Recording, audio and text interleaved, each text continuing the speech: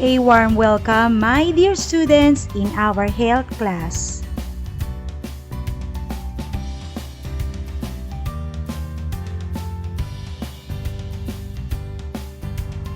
To formally start our discussion, first, let us identify the following. Content standard.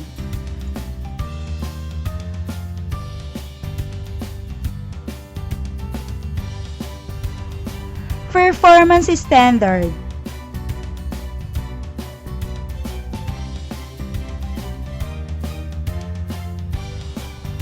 And most essential learning competencies.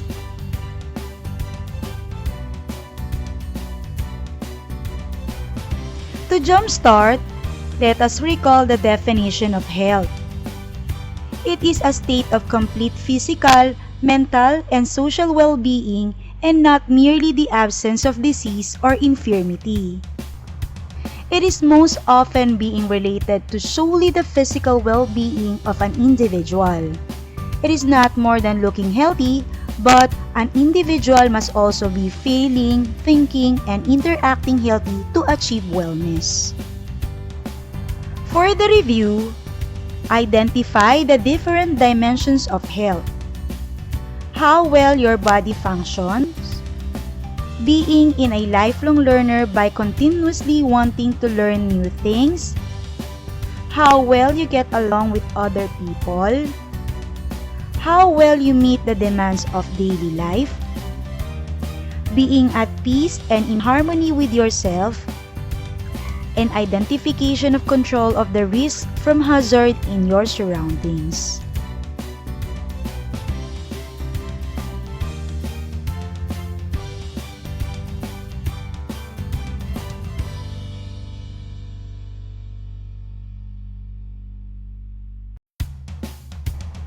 So, physical health, mental health, social health, emotional health, moral spiritual health, and environmental health are the dimensions of health.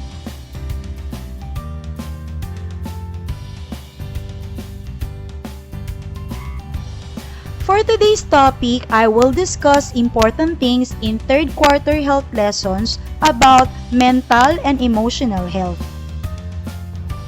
For the activity, differentiate between mental health and emotional health. A mentally healthy person is open in new ideas and experiences that can improve life, family, and environment. He is aware of his own abilities and is also to contribute for the improvement of community.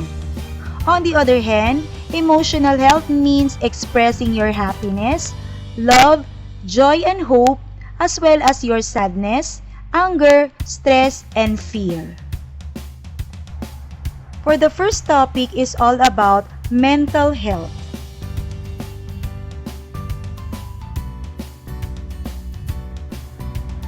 To recap, mental health means being a lifelong learner by continuously wanting to learn new things and improve one's skills. Mental health is more than the absence of mental disorders.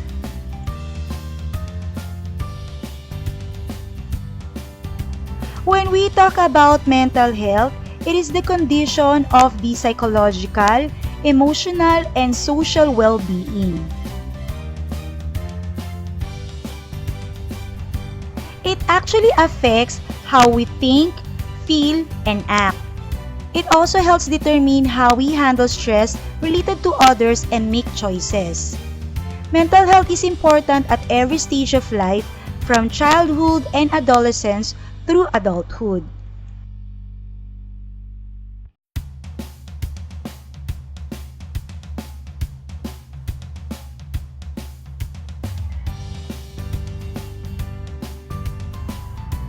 A mentally healthy person is open to new ideas and experiences that improve life and family and environment. He or she is aware of his or her own abilities, can cope normal stresses in life, able to work regularly and productively, and is also able to contribute for the improvement of community.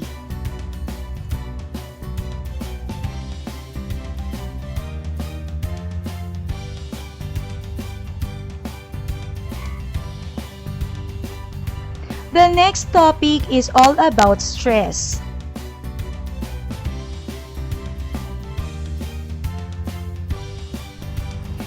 Stress is defined as the psychological or physical and emotional responses to a significant or unexpected change or disruption in one's life.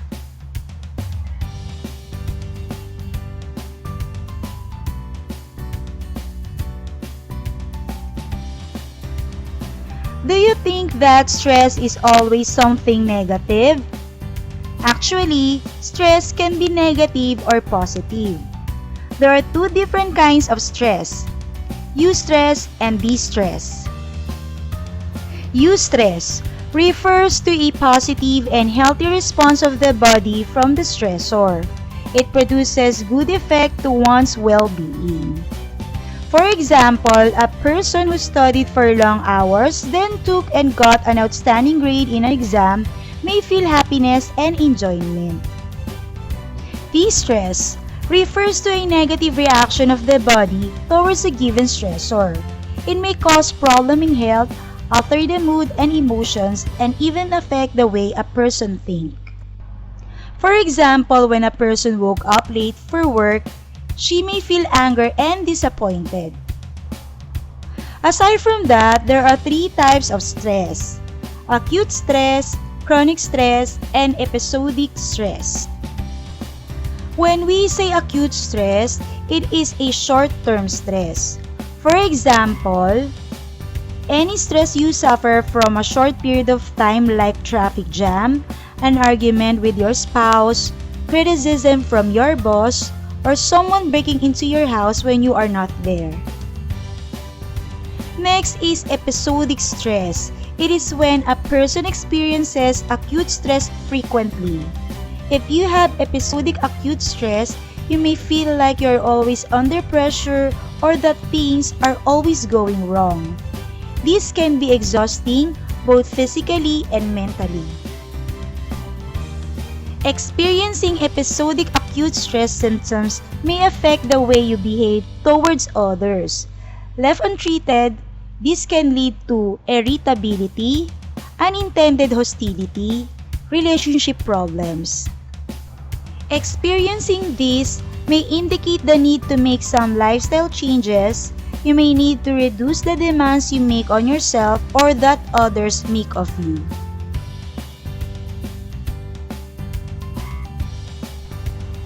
Lastly is the chronic stress. It is ongoing stress resulting from long-term emotional pressure. For example, a stressful job, unhappy family situation, or money problems. If you have chronic stress, your body experiences the fight or flight response too frequently to recover between episodes. This means your nervous system is constantly aroused, which is not good for your health. And for the last topic is all about the general adaptation syndrome.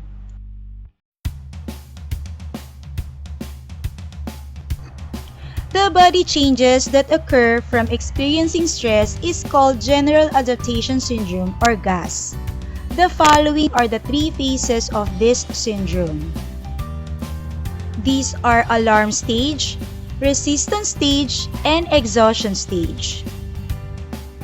It is usually easy to identify whether a person is stressed or not. Again, stress is the physical responses of the body. Therefore, one may feel and experience different changes in the health condition. Alarm stage. This is the stage when a person experiences the fight or flight feeling. A person's body at this stage releases stress hormones such as adrenaline, which enables a person to do things he does not usually do. Resistance stage. This stage occurs when the body has already responded to the stressor. A person in this stage continuously experiences the stress, but the strong feeling is less than the previous stage. Exhaustion stage. This stage occurs when a person slowly loses the energy to manage the stress, or what we call stress overload. This is also a gateway toward burnout. Example of this stressful situation where general adaptation syndrome is used. The whole street in a community was caught in fire. All houses were burned.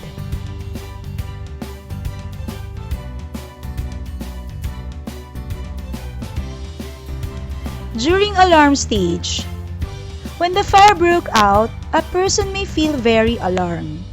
That person's energy suddenly raised up. That person begins to carry heavy objects in the house towards outside.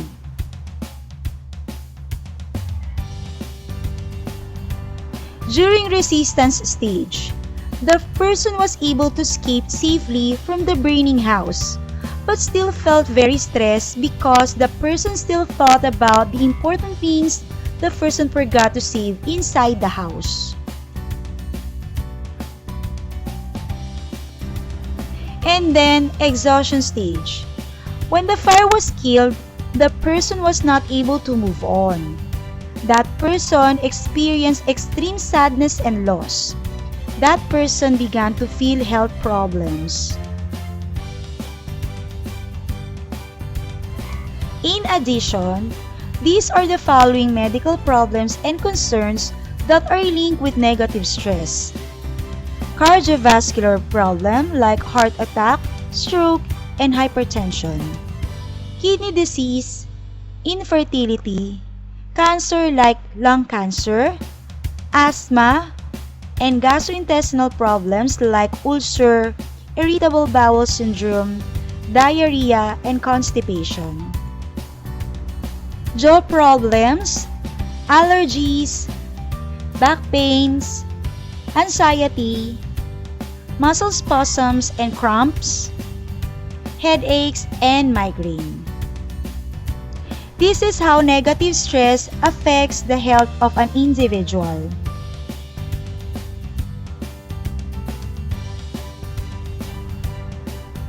Activity entitled Let's Check.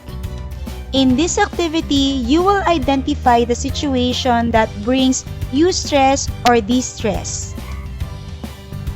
You will put happy face if it's eustress and sad face if it's distress.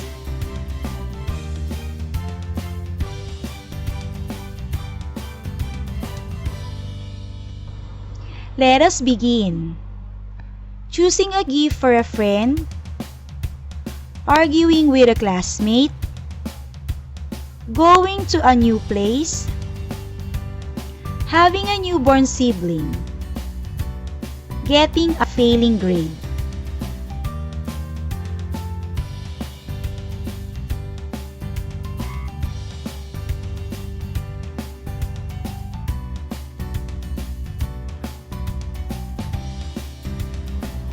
Losing your money, getting a birthday surprise, attending a party, witnessing a tribal dance, and watching a traditional play.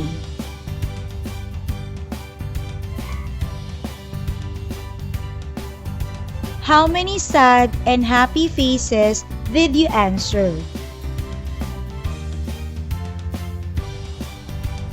That is the end of my presentation. I hope you learned something about mental and emotional health. Here are the references that I have used in doing my presentation. Photos used here are from Canva. This has been your teacher for today, Mrs. Cynthia Soledad S. Aspe. Thank you for watching my video lesson. Before I end, let me share with you a quote from Scott Adams. Bad days is allowing yourself to make mistakes. Weakness is knowing which ones to fighting. Keep safe always!